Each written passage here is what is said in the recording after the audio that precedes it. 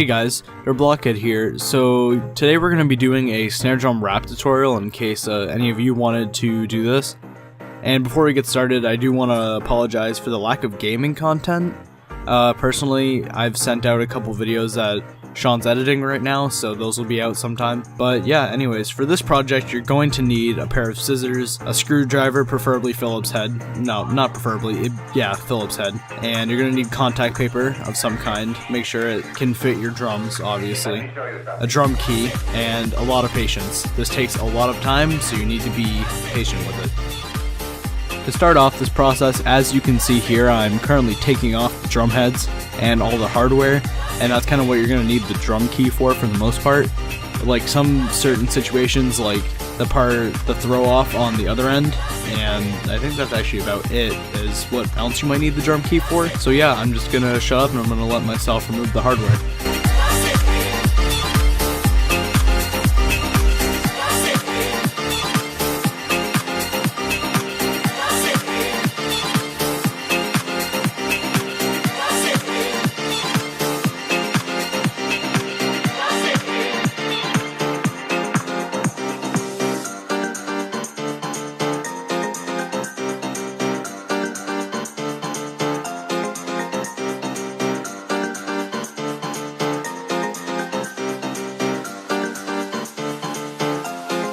Let me show you something.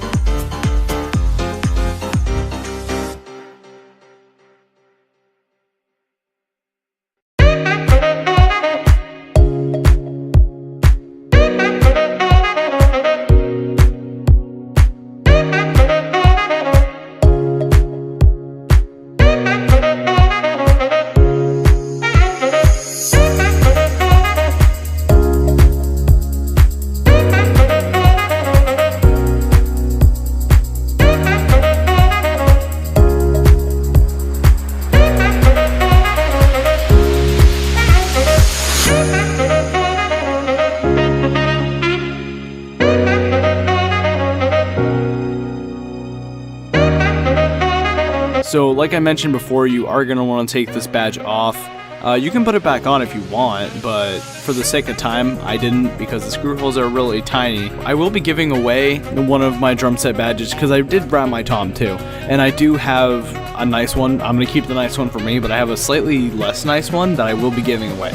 So yeah, just leave a comment down below and I will choose the winner. Alrighty, so now that we have a closer look at removing the badge, I want to talk about safety. Please be careful doing this. There are probably better ways to do it, but basically, just be careful. So you want to make sure that you're not going to damage the shell, because then your drum's going to sound like it's going to sound really awful. For the process of removing the badge, as you can see here, I'm just kind of taking the knife and I'm getting it in, like, I'm finding a way to wedge it in between the badge and the actual wrap itself, and I'm just kind of slowly, you just take it and you kind of turn it at like a 90-degree angle, and then that kind of peels off the badge slowly. Now eventually you'll be able to take the knife and just kind of like go straight through, but as you can see, it didn't work out that way for me. way. I actually ended up cutting into the wrap, so yeah, like I mentioned earlier with the scissors and how I messed up with the badge cutting process, I just want to disconnect the wrap, because at least with mine, you're going to want to cut it and then it just kind of falls off, and then you just have the wrap where it's glued to itself and the actual shell.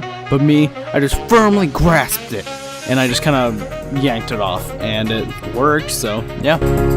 Alrighty, so for this project we're going to be using a golden oak vinyl contact paper. So I haven't mentioned this in the tutorial yet, but I do want to say you want to preemptively move stuff and like clean off a decently large area to work, just for the sake of convenience.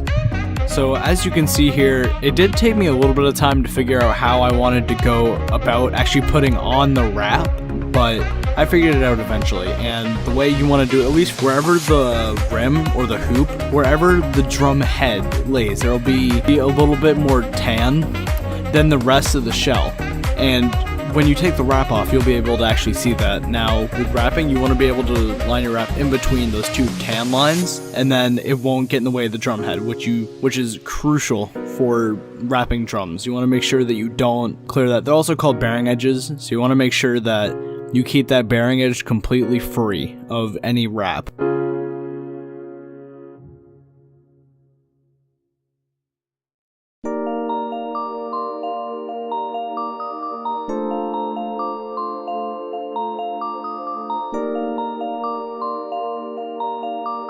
Alrighty, for the actual process of putting on the wrap, you're going to want to lay out your roll of wrap, and you're going to want to set your drum shell on it, and you kind of want to try and line up one edge of the wrap with one of the bearing edges. And what you also want to do is take your pair of scissors and try and line up the other bearing edge. So like you'll see the other bearing edge and you'll have it on the wrap, and you're gonna try and like cut a tiny little slit of where the actual thing is gonna go, and then you just kind of cut it to a certain length. And there is no certain length. Every drum is gonna require something different. Like a bass drum won't have the same length as a snare drum, obviously. So cut it to the certain length and then you just wrap it. So I'm just gonna shut up and I'm gonna let myself do the thing here.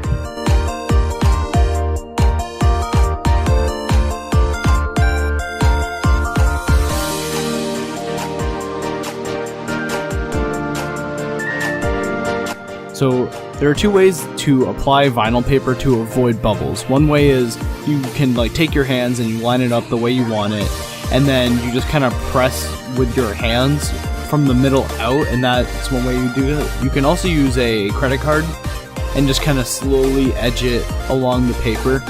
Like me personally, I used my hands for the sake of time. The credit card takes a little more time, but I feel like maybe you could potentially get better results. Or you can use the credit card for like fine tuning. Like if you see a bubble, you can use it to like slowly edge those out, which I definitely do later in the process. Alrighty, so now what you can see as I'm doing is I have a knife and I kind of went into my bearing edges a little bit. So what you're going to want to do is take a knife and kind of like find out where the bearing edge is. Because at least for me, I had it lined up perfectly and then it kind of tapered a little bit. So what you want to do is you want to take the knife and then set it where it's tapered perfectly. And then move the shell and hold your knife in the same spot, and then that's just kind of tracing it, and then you can peel off the extra and then your bearing edges are all set.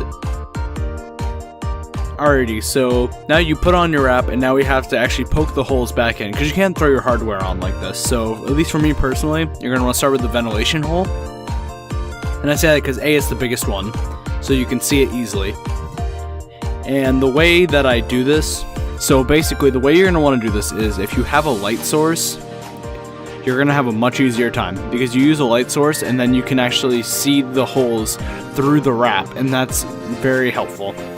And for actually poking them out, me personally, I take a knife and I poke a slit into each hole, and I took the Phillips head screwdriver that I use, and I found that I could just kind of put it through the hole a couple times and like move it around, and then that would just set up the hole. So yeah, that's what I do.